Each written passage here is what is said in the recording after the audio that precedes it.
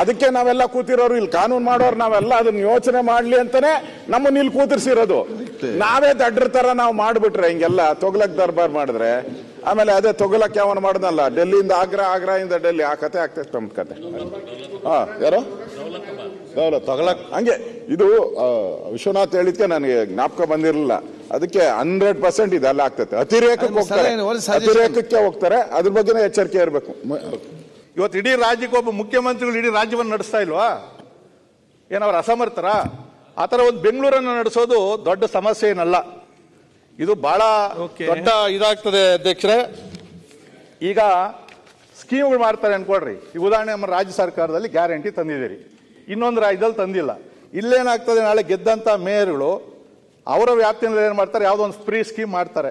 ಹಾಲ್ free ಕೊಡ್ತೀನಿ ಅಂತಾನೆ, petrol ಇನ್ನೂ ರೇಟ್ ಕಮ್ಮಿ ಮಾಡ್ತೀನಿ ಅಂತಾನೆ, ಟ್ಯಾಕ್ಸ್ ಕಮ್ಮಿ ಮಾಡ್ತಾನೆ. ಪಕ್ಕದ ಕಾರ್ಪೊರೇಷನ್ ದುಡ್ಡು ಇರೋಲ್ಲ, ಅವ್ರು ಮಾಡಲ್ಲ.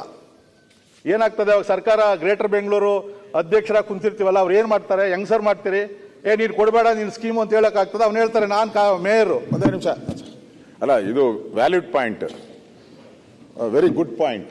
ಈಗ ಕಾರ್ಪೊರೇಷನ್ ಅಲ್ಲಿ, ಒಂದು ಕಾರ್ಪೊರೇಷನ್ ಅಲ್ಲಿ ಅವರು ನಾವು ಹಾಲ್ ಫ್ರೀ ಕೊಡ್ತೀರಿ, ಬಾಡಿಗೆ ನೀವು ಯಾರ್ಯಾರು ಬಾಡಿಗೆ ಇದ್ದೀರೋ ಆ ಬಾಡಿಗೆ ನಾವು ಅರ್ಧ ಕಟ್ಕೊಡ್ತೀರಿ ಅಂತ ಇಟ್ಕೊಳ್ಳಿ ಸುಮ್ಮನೆ.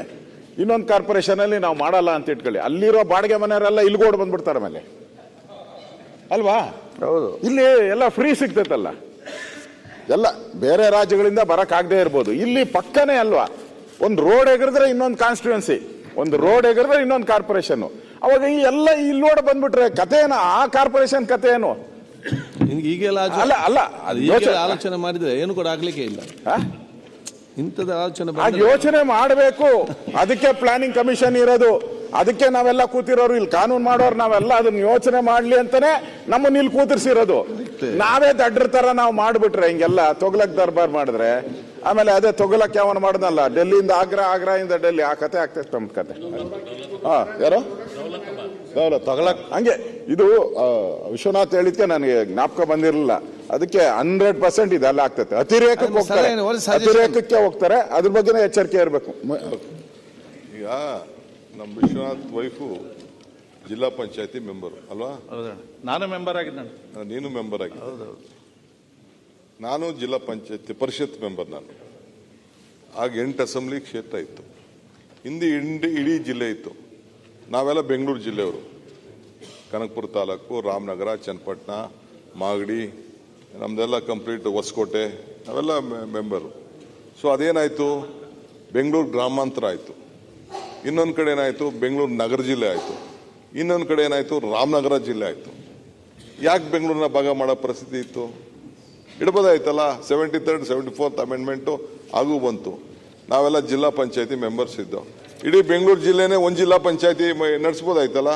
Y we divided into 4? Bengaluru ನಗರ ಜಿಲ್ಲೆನೂ ಇದೆ, ಇದು ಗ್ರಾಮಾಂತರನೂ ಇದೆ, ರಾಮನಗರನೂ ಇದೆ. ಅದು ಹೆಂಗಾಯ್ತು ನಾವು? Because of the administration. It is only government. Bengaluru ಸುತ್ತಲೂ ಈ ಜಿಲ್ಲಾ ಪಂಚಾಯತಿಯಲ್ಲಿ ಡಿವೈಡ್ ಮಾಡಿರೋ ಸರ್. ಯಾಕಂದ್ರೆ ಬೆಂಗಳೂರು ಕಾರ್ಪೊರೇಷನ್ ಸುತ್ತಲೂ ಇರೋದ್ರಿಂದ ಆಲ್ ಅರೌಂಡ್ ಜಿಲ್ಲಾ ಪಂಚಾಯತಿ ಮಾಡಿದ್ರೆ ಓಡಾಡೋದಕ್ಕೆ ಬೇರೆ ಬೇರೆ ಕಾರಣದಿಂದ ಡಿವೈಡ್ ಮಾಡಿದ್ವಿ. ನಿಮ್ಮ ಕಾಲದಲ್ಲಿ 95ನೇ ಇಸ್ವಿನಲ್ಲಿ ಜಿಲ್ಲಾ ಪರಿಷತ್ ಏನಿತ್ತು ಸಮೃದ್ಧವಾಗಿತ್ತು. ಸ್ಟಾಂಪ್ ಡ್ಯೂಟಿ ಎಲ್ಲ ನಿಮಗೆ ಕೊಡ್ತಾ ಇದ್ರು. ಇವತ್ತು ಜಿಲ್ಲಾ ಪಂಚಾಯತಿ ಮೆಂಬರ್ಗೆ 5 ಲಕ್ಷ ರೂಪಾಯಿ ಬರಲ್ಲ, ವರ್ಷಕ್ಕೂ 5 ಲಕ್ಷ ರೂಪಾಯಿ ಬರೋದಿಲ್ಲ. ಇನ್ನೊಂದು ಸಮಸ್ಯೆ ಏನಾಗ್ಬೋದು ಅಧ್ಯಕ್ಷರೇ, ಈಗ ಗ್ರೇಟರ್ ಬೆಂಗಳೂರು ಮಾಡ್ತಾರೆ, ಅದು ಆ ಗ್ರೇಟರ್ ಬೆಂಗಳೂರು ಕಮಿಟಿಗೆ ಬಿಟ್ಟವ್ರೆ ಯಾವ್ದನ್ನು ಸೇರಿಸಬೇಕು ಯಾವ್ದನ್ನು ಸೇರಿಸಬಾರ್ದು ಅಂತಕ್ಕಂಥದ್ದು ಅವರ ವಿವೇಚನೆಗೆ ಬಿಟ್ಟವ್ರೆ. ಅದರಲ್ಲಿ ಈಗ ಅದರಲ್ಲಿ ಏನು ಅಂತಂದ್ರೆ, ಇಲ್ಲಿನ ಬೆಂಗಳೂರಿನ ಎಲ್ಲ ಮಂತ್ರಿಗಳು, ಉಸ್ತುವಾರಿ ಸಚಿವರು, ಅಧಿಕಾರಿಗಳು ಮತ್ತು ಎಲ್ಲ 28 ಜನ MLCಗಳು ಯಾರು ಅಂತ ಹೇಳಿದ್ರೆ, ಇಲ್ಲಿ ಯಾರು ಗ್ರಾಜ್ಯುಯೇಟು, ಟೀಚರ್ಸು ಮತ್ತೆ ಸ್ಥಳೀಯ ಸಂಸ್ಥೆಗಳಿಂದ ಗೆದ್ದಿರ್ತಾರಲ್ಲ ಅವ್ರನ್ನ ನಾಮಿನೇಟೆಡ್ ಇಲ್ಲ,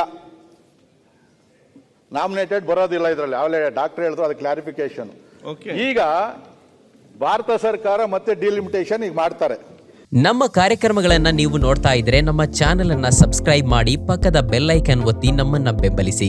ಹಾಗೆ ನಮ್ಮ ಕಾರ್ಯಕ್ರಮಗಳನ್ನ ಲೈಕ್ ಮಾಡಿ, ಕಮೆಂಟ್ ಮಾಡಿ, ಅದನ್ನ ಬೇರೆಯವರಿಗೂ ವಾಟ್ಸ್ಆಪ್ ಮೂಲಕ ಶೇರ್ ಮಾಡಿ.